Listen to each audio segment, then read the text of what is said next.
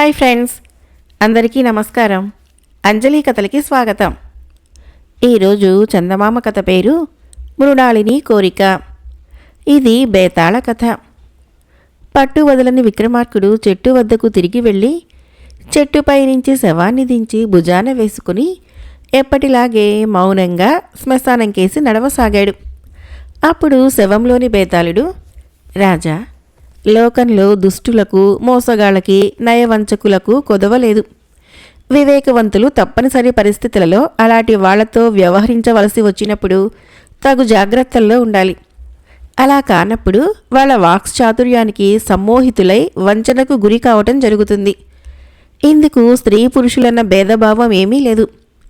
కన్ను పొడుచుకున్న కానరాని ఈ శ్మశానపు గాఢాంధకారంలో ఇక్కట్లు పాలవుతున్న నీకు హెచ్చరికగా ఉండేటందుకు గాను ఒక గంధర్వుడి వలన వంచనకు గురైన మృణాళిని అనే రాజకుమారి కథ చెబుతాను. శ్రమ తెలియకుండా విను అంటూ ఇలా చెప్పసాగాడు. మణికంఠుడు అనే గంధర్వుడికి భూలోకం చూడాలన్న కోరిక కలిగింది. అతడు ఒక పున్నమి రాత్రి ఆకాశ గమనం చేస్తూ భూలోకం కేసి వచ్చాడు. ఆ సమయంలో వైదేహి యువరాణి మృణాళిని రాజభవనం సమీపాన గల ఉద్యానవనంలో చెలికత్తెలతో విహరిస్తూ ఉన్నది. ఆమె సౌందర్యం చూసిన మణికంఠుడు అచ్చెరు ఉందాడు. అంతటి సౌందర్య రాశిని అతను గంధర్వలోకంలో కూడా ముందెన్నడూ చూసి ఎరగడు. మణికంఠుడు యువరాణితో మాట్లాడాలన్న కోరికతో ఆకాశంలో నుంచి ఉద్యానవనంలో దిగి ఆమె ఎదుటపడి, ఓ అద్భుత సౌందర్య రాశి, ఎవరు నువ్వు అని ప్రశ్నించాడు. మృణాళిని అతన్ని చూసి ఆశ్చర్యపోతూ, నేను వైదేహి యువరాణి మృణాళినిని. చీమ కూడా చొరబడలేనంత కట్టుదిట్టంగా ఉన్న ఈ ఉద్యానవనంలోకి మీరెలా రాగలిగినారు అని అడిగింది. నేను మణికంఠుడు అనే గంధర్వుడని గగనతలాన విహరిస్తూ నీ అందం చూసి ఇక్కడ దిగాను అన్నాడు మణికంఠుడు. ఆ జవాబుకి యువరాణి బెదురుగా దిక్కులు చూసి, మీరు త్వరగా ఇక్కడి నుంచి వెళ్ళండి, భటులు చూస్తే బంధించగలరు అన్నది. నేను గంధర్వుడిని, నాకున్న అద్భుత శక్తులు నువ్వెరుగవు అంటూ మణికంఠుడు గాలిలోకి చేయి తిప్పాడు. ఆ మరుక్షణము యువరాణి చెలికత్తెలు, కాపలా భటులు స్పృహ కోల్పోయారు. ఇది చూసి యువరాణి మహాద్భుతం అన్నది చిరునవ్వు నవ్వుతూ. ఆ మాటలకి గంధర్వుడు ఎంతగానో ఆనందించి, సుందరి, ఇంత హఠాత్తుగా అడుగుతున్నానని కోపగించకు, నిన్ను వివాహం ఆడాలన్న కోరికను దాచలేకపోతున్నాను అన్నాడు. మృణాళిని అతన్ని ఒకసారి పరీక్షగా చూసి తల వంచుకొని, మా తండ్రి నా వివాహానికి చాలా కాలంగా ప్రయత్నాలు చేస్తున్నాడు. అయితే ఎవరూ నాకు తగిన వరుడుగా కనిపించలేదు. ఇప్పుడు మిమ్మల్ని ఎన్నుకుంటున్నాను. కానీ మన వివాహానికి ముందు మీరొక కష్టతరమైన కార్యం సాధించవలసి ఉంటుంది అన్నది. ఏమిటది అన్నాడు మణికంఠుడు కుతూహలంగా. వీరసేనుడు అనే పొరుగురాజు నన్ను వివాహం ఆడాలన్న పట్టుదలలో ఉన్నాడు. నాకు అతడంటే ఆవగింజ మాత్రము ఇష్టం కూడా లేదు. అతడు మా తండ్రిగారి పైన యుద్ధ ప్రయత్నాల్లో ఉన్నాడు. మాకన్నా అతని సైనిక బలం పెద్దది. మీరు అతన్ని ఓడించగలిగితే మిమ్మల్ని హృదయపూర్వకంగా వివాహం ఆడగలను అన్నది యువరాణి. అదెంత పని? నేనిప్పుడే మా లోకానికి పోయి రాజు చిత్రవర్ణుడికి సంగతి చెప్పి వస్తాను అంటూ మణికంఠుడు మాయమయ్యాడు.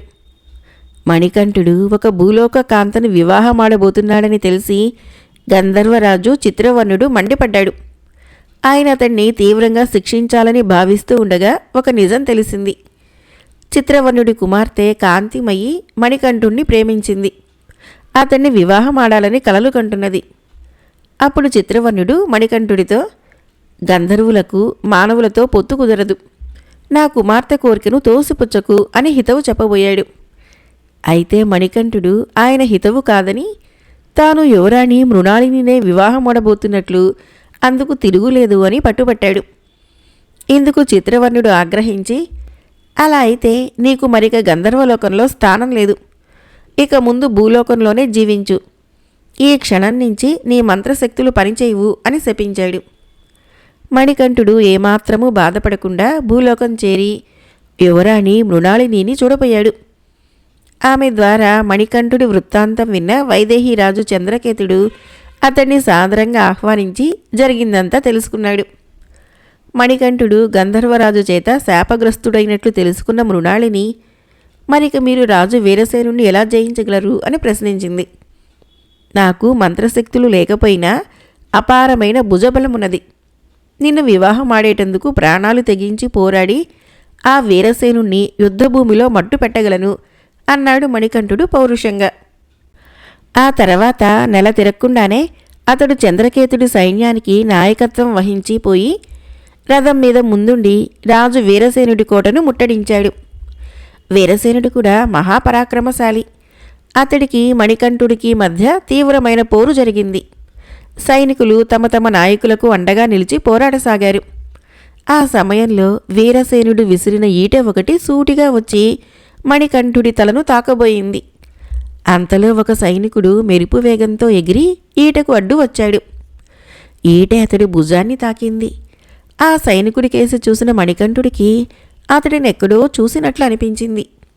మణికంఠుడు వీరావేశంతో రథంలోని విల్లంబులందుకొని వీరసేనుడి మీదకు బాణవర్షం కురిపించాడు. బాణాల్లో ఒకటి వీరసేనుడి గుండెలని బలంగా తాకింది. ఆ దెబ్బకు అతడు పెద్దగా అరిచి రథం నుంచి జారి క్రింద పడిపోయాడు. ఇది చూసి అతడి సైనికులు భీతిల్లి చెల్లాచెదురుగా పారిపోయారు. మణికంఠుడు వెంటనే రథం దిగి తన ప్రాణాన్ని కాపాడిన సైనికుడి కోసం వెతుకుతూ బయలుదేరాడు. గాయపడిన సైనికులున్న ఒక శిబిరంలో అతడు కనిపించాడు. అతడి శిరస్త్రాణము పక్కకు ఒరిగి ఉన్నది. చూస్తూనే ఆ వ్యక్తిని గుర్తించి మణికంఠుడు నిశ్చేష్టుడయ్యాడు. గంధర్వరాజు కూతురు కాంతిమయి సైనికుడి వేషంలో వచ్చి తనను కాపాడిందని గ్రహించాడు. అతడు వెంటనే సపర్యలు చేసి ఆమెకు స్పృహ కల్పించాడు. కాంతిమయి కళ్ళు తెరుస్తూనే మణికంఠుడిని చూసి తలవాల్చుకున్నది. మణికంఠుడు ఆమెను, ఇదేమిటి కాంతిమయి, నిన్ను కాదన్నవాడి కోసం ఇంతటి త్యాగం చేయటమా అన్నాడు జీరబోయిన గొంతుతో. అందుకామె, నువ్వు లేని లోకంలో ఉండలేక కనీసం నిన్ను చూసుకుంటూ అయినా బతుకు సాగించవచ్చునని భూలోకం చేరాను. మంత్రశక్తులు లేని నువ్వు బలవంతుడైన వీరసేనుడితో యుద్ధానికి దిగినప్పుడు నీకేమైనా హాని జరగవచ్చునని నిన్ను వెన్నంటి ఉన్నాను. నా మంత్రశక్తులతో అతన్ని జయించవచ్చు. కానీ నీ భుజబలంతో నువ్వు నీ ప్రియురాల్ని దక్కించుకున్న తృప్తి నీకు మిగల్చాలని అలా చేయలేదు. నిన్ను కాపాడానన్న తృప్తి నాకు చాలు. వెళ్ళి మృణాళిని వివాహమాడి సుఖంగా ఉండు అన్నది. మణికంఠుడు ఆమెకు తన కృతజ్ఞతలు చెప్పుకొని అక్కడి నుంచి పోయి మృణాళిని కలిశాడు. రాజు చంద్రకేతుడు వీరసేనుణ్ణి ఓడించినందుకు అతన్ని అభినందించాడు. మృణాళిని పరమానంద భరితురాలైపోయి అతడితో, ఇక మన వివాహం అయిపోయినట్లే. వివాహం అయ్యాక మీరు నా మరొక కోరిక తీర్చాలి అన్నది. ఏమిటా కోరిక అని అడిగాడు మణికంఠుడు. అదేమంత పెద్ద కోరిక కాదు. మీ భుజబలము ధనుర్విద్యా ప్రావీణ్యము సాటి లేనిది. మీరు ఇరుగు పొరుగు రాజ్యాలన్నిటినీ జయించి చక్రవర్తి కావాలి. అప్పుడు నేను అందరి చేత మహారాజ్ఞిగా గౌరవమన్నలు పొందగలను అన్నది మృణాళిని. ఆ వెంటనే మణికంఠుడు తీవ్రస్వరంతో, క్షమించు యువరాణి, నేను నిన్ను వివాహమాడలేను అంటూ అక్కడి నుంచి వడివడిగా వెళ్ళిపోయాడు. బేతాళుడు ఈ కథను చెప్పి, రాజా, ఆఖరి క్షణంలో మణికంఠుడి ప్రవర్తన విడ్డూరంగా లేదా? ఉద్యానవనంలో చిలికత్తల వెంట తిరుగుతూ ఉన్న మృణాళిని ముందు మరో లోకం నుంచి వచ్చి ప్రత్యక్షమైన మణికంఠుడు తనకు తానుగా ఆమెను వివాహమాడగోరాడు కదా. అందుకోసము అతడు గంధర్వరాజు కుమార్తె ప్రేమను కూడా కాదన్నాడు. ఆ రాజు చేత శాపగ్రస్తుడు కూడా అయ్యాడు. మృణాళిని అద్భుత సౌందర్య రాశి సుందరి అంటూ తన వాక్చాతుర్యం ప్రదర్శించి వివాహానికి అంగీకరింపచేశాడు. ఇంత జరిగినాక తుది క్షణంలో నిన్ను వివాహమాడలేను అని తన దారిన తాను పోవటం వంచన కాదా? ఒకవేళ అతడు గంధర్వరాజు శాపకారణంగా తనకున్న మంత్రశక్తులతో పాటు వివేక ఇంగిత జ్ఞానాల్ని కూడా కోల్పోయి ఉంటాడా? ఈ సందేహాలకి సమాధానాలు తెలిసి కూడా చెప్పలేకపోయావో ఈ క్షణమే నీ తల పగిలిపోతుంది అన్నాడు. దానికి విక్రమార్కుడు, యువరాణి మృణాళిని కోసము మణికంఠుడు ఎంతో త్యాగం చేశాడు. అతను వంచన చేయదలిచిన వాడైతే అంత గొప్ప త్యాగానికి పూనుకోడు. ఆమెను వివాహమాడేందుకు యుద్ధంలో తన ప్రాణాల్ని పణం పెట్టి తనను కాపాడిన కాంతిమయిని కూడా కాదన్నాడు. అలాంటి వాణ్ణి వివాహమాడటానికి ఇష్టం తెలుపుతూనే మృణాళిని అతన్ని పొరుగు రాజ్యాలను జయించమని, అప్పుడు తను మహారాజ్ఞిగా అందరి చేత గౌరవ మన్ననలు పొందగలనని చెప్పింది. తనలోని మానవత్వానికి సంపూర్ణంగా తిలోదకాలిచ్చినవాడు తప్ప కాని వాడెవడు అకారణంగా పొరుగు రాజులపైకి యుద్ధానికి పోయి రక్తపాతం కలిగించి చక్రవర్తి కావాలి అని కోరుకోడు. అందువలనే మణికంఠుడు కాంతిమయిలోని త్యాగబుద్ధిని, మృణాళినిలోని స్వార్థబుద్ధిని గుర్తించి ఆమెను వివాహమాడేటందుకు నిరాకరించాడు అన్నాడు. రాజుకు ఈ విధంగా మౌనభంగం కలగగానే బేతాళుడు శవంతో సహా మాయమై తిరిగి చెట్టెక్కాడు. ఈ కథకి ఆధారము ఎన్ శివనాగేశ్వరరావు గారి రచన. మరొక కథ పేరు సద్బుద్ధి మాత్ర. ఈ కథను రచించిన వారు వసుంధర గారు. చతురుడు, విదురుడు, ప్రవరుడు అన్నదమ్ములు. తండ్రి పోయాక లంకంత కొంపని 3 వాటాలుగా విభజించుకొని ఎవరి మానాన వాళ్ళు కాలం గడుపుతున్నారు. కానీ ఎంతకాలం గడిచినా ముగ్గురి జీవితము ఎదుగు బొదుగు లేకుండా గొర్రె తోక బెత్తెడు అన్నట్లుగా ఉంటున్నది. ఒక రోజున బైరాగి ఒకడు ఆ ఇంటి ముందు నిలబడి భిక్షాందేహి అని కేక వేశాడు. ఆ సమయంలో అన్నదమ్ములు ముగ్గురు పొరుగుళ్ళకి వెళ్లారు. తోడికోడళ్ళు ముగ్గురు ఒకచోట చేరి కబుర్లు చెప్పుకుంటూ బైరాగి కేక విని ఎవడో కొత్త బిచ్చగాడిలా ఉన్నాడు, లేకుంటే ఈ ఇంటి ముందు నిలబడి బిచ్చం కావాలంటాడా అనుకున్నారు. అంతలో బైరాగి మళ్ళీ భిక్షాందేహి అని కేక వేశాడు.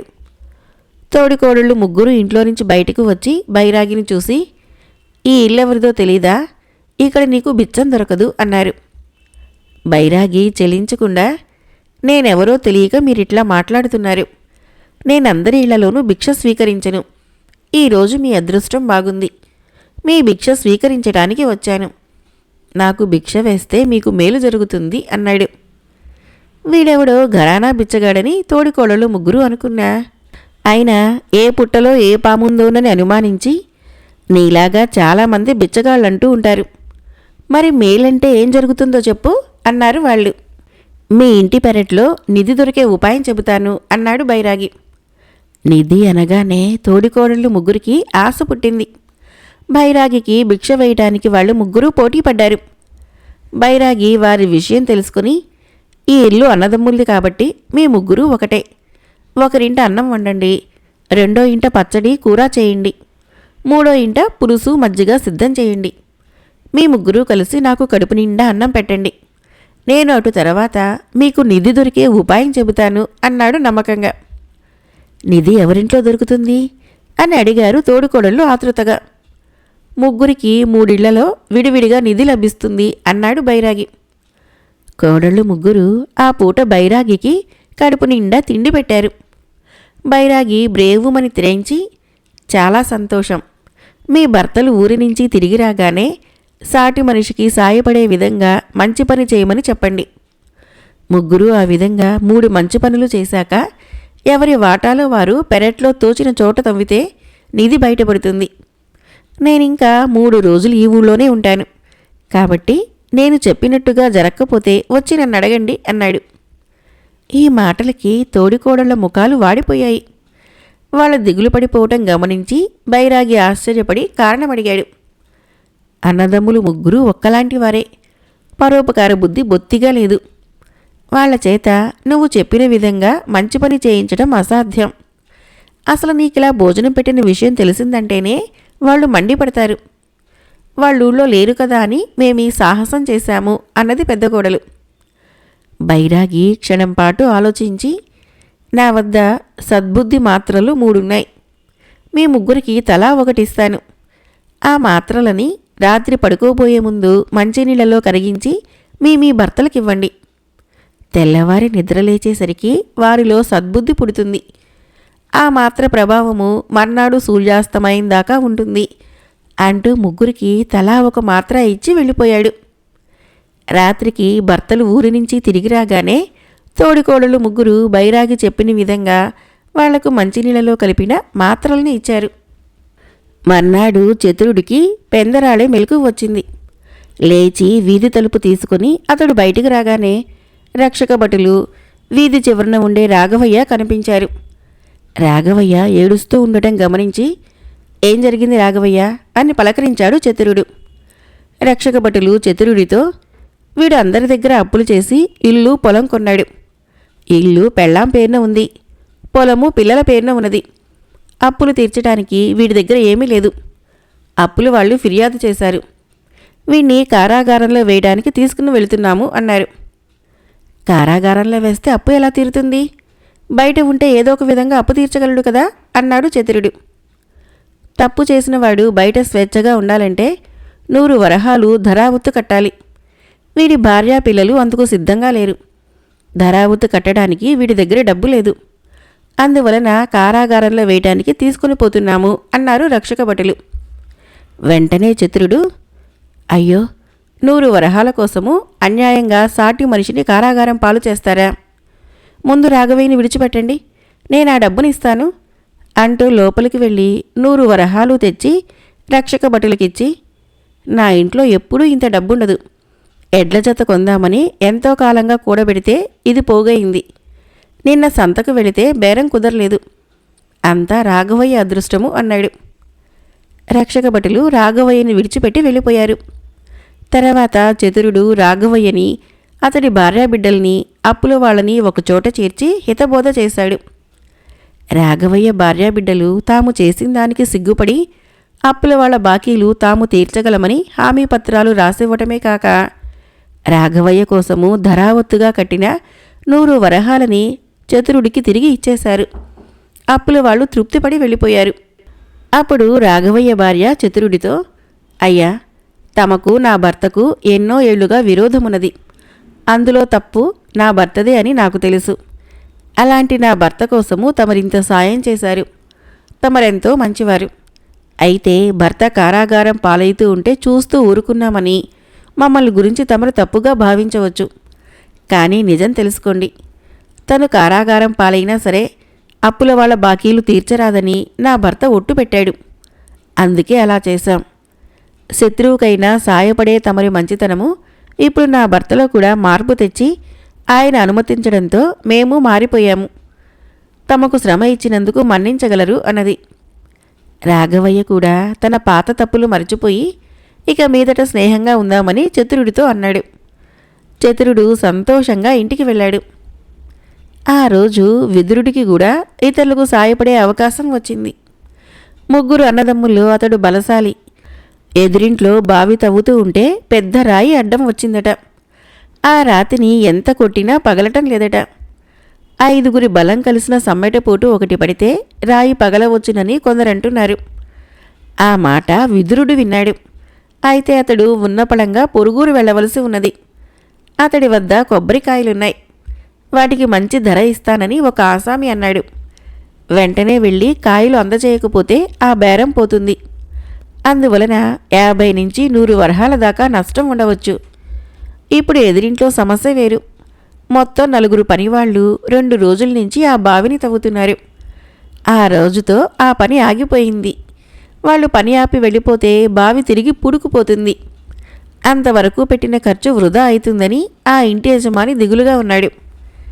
విషయం తెలియగానే విదురుడు అక్కడికి వెళ్ళాడు. అతడు సమ్మెటతో బలంగా 4 దెబ్బలు వేయగానే రాయి బద్దలైంది. ఆ వెంటనే బావిలో నీరు చిమ్మింది. తర్వాత విదురుడు కొబ్బరికాయలు తీసుకొని పొరుగురు వెళ్ళాడు. మంచి లాభానికి కాయలు అమ్ముకోగలిగినాడు. ప్రవరుడికి ఇంకో రకం అవకాశం వచ్చింది. ఊళ్ళో కాయ కష్టం చేసి బతికే వీరప్పను పాము కరిచింది. గ్రామ వైద్యుడేదో మందిచ్చి వీడి ప్రాణం పోకుండా ఈ మందు కాపాడుతుంది. 1 రోజులోగా వీడి చేత ఊరగ గంధలేహ్యం తినిపించాలి. లేకుంటే వీడి కాళ్ళు 2 చచ్చుబడిపోతాయి. ఒకసారి కాళ్ళు చచ్చుబడిపోతే వీడికి నయం చేయటం అసాధ్యము అన్నాడు. ఊరగ గంధలేహ్యము పట్నంలో ప్రమోదుడు అనే వైద్యుడి వద్ద మాత్రమే ఉన్నది. మామూలుగా పట్నం వెళ్ళి రావాలంటే రోజుకు పైగా పడుతుంది. ఈలోగా జరగవలసిన ప్రమాదం జరిగిపోతుంది. ఆ ఊరి గ్రామాధికారి వద్ద మేలుజాతి గుర్రమున్నది. దానిపైన స్వారీ చేయగల రాజభటుడు సెలవు పెట్టి అత్తవారింటికి వెళ్ళాడు. గుర్రపు స్వారీ చేస్తూ పట్నం వెళ్ళగలవాడు ఆ ఊరి మొత్తానికి ప్రవరుడొక్కడే. అయితే మాసం రోజుల క్రితము ప్రవరుడికి భరించరాని కడుపు నొప్పి వచ్చి తగ్గింది. అప్పుడు వైద్యుడు అతడిని ఏడాది పాటు వేగంగా నడవవద్దని, పరుగులు చేయవద్దని, గుర్రపు స్వారీ మానుకోమని హెచ్చరించాడు. వీరప్ప ప్రాణం రక్షించడం కోసము ప్రవరుడు వాడిని గుర్రం మీద వేసుకుని పట్నం చేరి ప్రమోదుడి వద్దకు వెళ్ళాడు. ఆయన వీరప్పకు ఊరగగంధ లేహ్యం ఇవ్వటమే కాకుండా పరోపకారానికై సొంత ఆరోగ్యాన్ని కూడా లెక్క చేయని ప్రవరుడి పరోపకార బుద్ధిని మెచ్చుకొని కాయకల్పమనే మందుని అతడి చేత తినిపించాడు. ఆ తర్వాత నుంచి అతడు రోజంతా గుర్రపు స్వారీ చేసినా ఎలాంటి హాని కలగదట. ఆ విధంగా పట్నం నుంచి వీరప్పను క్షేమంగా తీసుకుని వచ్చిన ప్రవరుణ్ణి ఊళ్ళో అందరూ మెచ్చుకున్నారు. తమ తమ భర్తలు సత్కార్యాలు చేసినందుకు ముగ్గురు తోడికోడళ్ళు ఎంతో సంతోషించారు.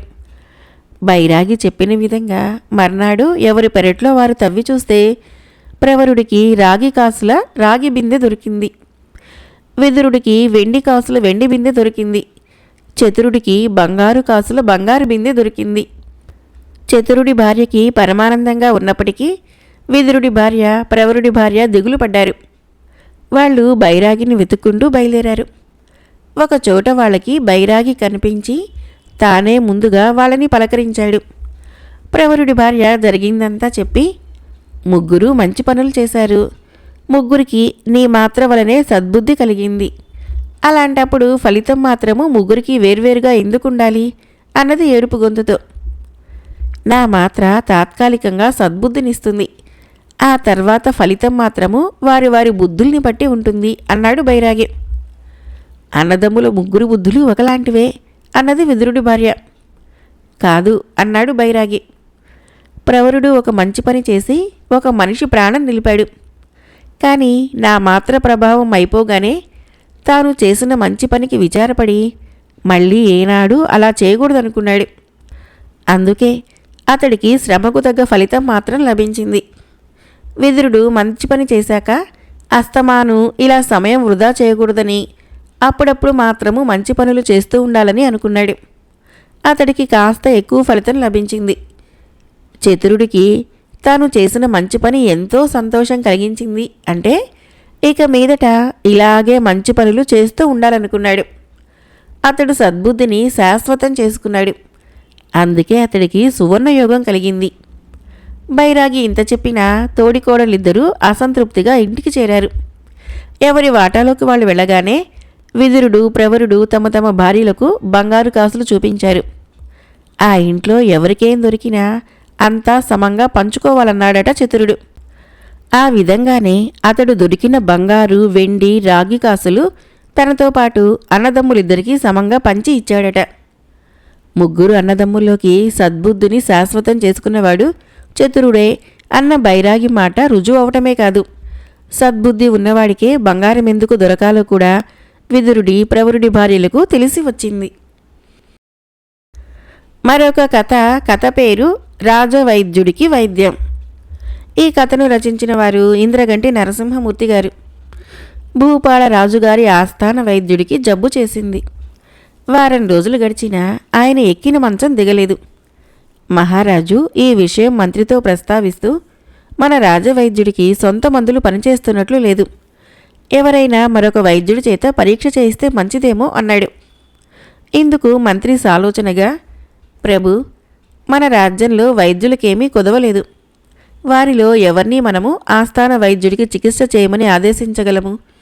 మనకు వైద్యుల్లో ఎవరి శక్తి సామర్థ్యాలు ఎలాంటివో తెలియదు. అందువలన ఈ విషయమై ఒక ప్రకటన చేద్దాం. అప్పుడు అనుభవజ్ఞుడు తన చికిత్సా విధానం పట్ల పరిపూర్ణమైన విశ్వాసం కలవాడు ముందుకు రావచ్చును అన్నాడు. రాజు సరేనన్నాడు. అయితే మంత్రి చేయించిన ప్రకటన విన్న వైద్యుల్లో ఏ ఒక్కరూ ఆస్థాన వైద్యుడికి చికిత్స చేసేటందుకు రాలేదు. అపర ధన్వంతరి లాంటి ఆస్థాన వైద్యుడికి తెలియని వైద్య రహస్యాలేముంటాయి? ఆయనకు చికిత్స చేయటానికి మనం ఎంత వాళ్ళము? అహంకరించి వైద్యం చేస్తామంటూ వెళ్ళి ఇచ్చిన మందులు బెడిసి కొట్టడం జరిగితే మనకు ఉరిశిక్షో ఖైదో తప్పదు అనుకుని ఏ వైద్యుడు ముందుకు రాలేదు.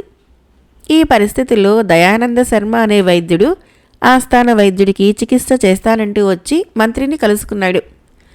ఆయన అతన్ని ఆస్థాన వైద్యుడి దగ్గరికి పంపాడు. ఆస్థాన వైద్యుడు దయానంద శర్మను కొన్ని ప్రశ్నలు అడిగి, ఇంతకు నీకు వైద్యం నేర్పిన గురువుగారెవరు అని అడిగాడు. శర్మ చేతులు జోడించి, వైద్యాచార్య, నేను మణికంఠుల వారి శిష్యుణ్ణి. వారు తమను గురించి చెప్పగా విన్నాను. ఇరువురు ఒకే గురుకులంలో విద్యాభ్యాసం చేశారట అన్నాడు. తన సహాధ్యాయి పేరు వింటూనే ఆస్థాన వైద్యుడి నేత్రాలు మెరిసినాయి. ఆయన ఉత్సాహంగా, ఆహా, వాడికి నేనింకా గుర్తున్నానన్నమాట, చాలా సంతోషం. ఒకవేళ వాడు నిన్ను నా దగ్గరకు పంపలేదు కదా అని అడిగాడు. అలాంటిదేం లేదు ఆచార్య, ఇప్పటికీ 1 నెల రోజుల క్రితము నా విద్య పూర్తయిందని చెప్పి ఆచార్యుల వారు నన్ను గురుకులం నుంచి పంపించేశారు. నా స్వగ్రామము రాజధానికి 2 ఆమడల దూరంలో ఉన్నది. అక్కడ వైద్య వృత్తి ప్రారంభించాలని ఆలోచిస్తూ ఉండగా తమ అస్వస్థత గురించి తెలిసింది. రెక్కలు కట్టుకొని మరీ వచ్చాను అన్నాడు. శర్మ జవాబుకి ఆస్థాన వైద్యుడు చిరునవ్వు నవ్వి, అంటే నేను నీ పాలబడిన ప్రప్రథమ రోగినన్నమాట. సరే, ఆ పరీక్షలేవో చేసి చికిత్స ప్రారంభించు. వైద్యంలో నా అంత ప్రతిభాశాలి అయిన నా సహాధ్యాయి మణిశంకరుడి శిష్యుడివి కనుక నీలో నాకు పూర్తి విశ్వాసం ఉన్నది అన్నాడు. ఎవరూ ఊహించని విధంగా శర్మ చేసిన చికిత్సతో రాజవైద్యుడు వారం రోజుల్లో ఎప్పటిలా ఆరోగ్యవంతుడయ్యాడు. ఈ విషయం విన్న రాజు మంత్రితో, మన ఆస్థాన వైద్యుడంతటి వాడికే చికిత్స చేసి వ్యాధి కుదిర్చాడంటే ఈ యువ వైద్యుడు ఆయన కన్నా ప్రతిభావంతుడని తెలుస్తున్నది కదా. ఆయనను విశ్రాంతి తీసుకోమని చెప్పి ఈ శర్మని ఆస్థాన వైద్య పదవిలో నియమించటం ఎలా ఉంటుంది అని అడిగాడు. మహాప్రశస్తంగా ఉంటుంది ప్రభు అని మంత్రి అప్పటికప్పుడు శర్మను పిలిపించి సంగతి చెప్పాడు. శర్మ అందుకు అంగీకరించక, తమ రాజవైద్యుడికి తెలియని వైద్య రహస్యం కానీ చికిత్సా విధానం కానీ మరి లేదు. ఇతరులకు ధైర్యంగా మందులిచ్చే వైద్యులు సర్వసాధారణంగా తమకు చికిత్స చేసుకోవలసి వచ్చినప్పుడు తడబడతారు. రాజవైద్యుల విషయంలో అదే జరిగింది అన్నాడు. శర్మ వివరణకి వినయగుణానికి ఎంతో సంతోషించిన రాజు అతన్ని ఆస్థాన వైద్యుడికి సహాయకుడిగా నియమించి గౌరవించాడు.